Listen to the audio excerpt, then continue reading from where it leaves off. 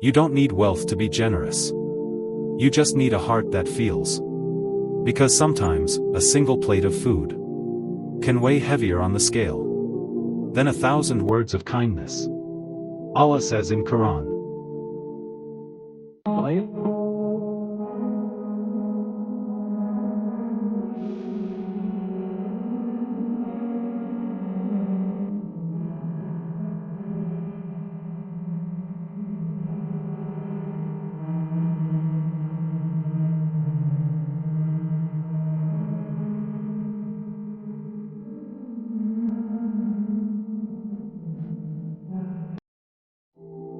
And they give food, in spite of love for it, to the needy, the orphan, and the captive, saying, We feed you only for the sake of Allah. We desire neither reward nor thanks from you. Feeding others is one of the most beloved sunnahs of our Prophet, peace be upon him. He taught us that giving food is not just charity.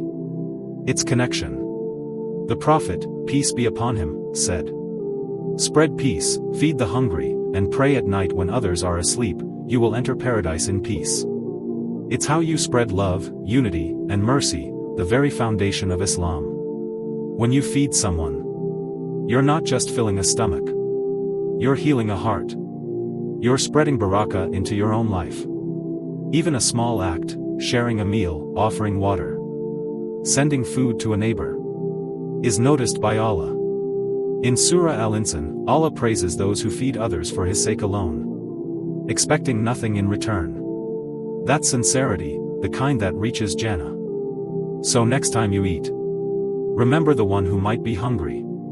And share, even if it's little. Because the plate you give today might open the door of mercy for you tomorrow. Comment, Ya Allah, make me generous like your beloved Prophet.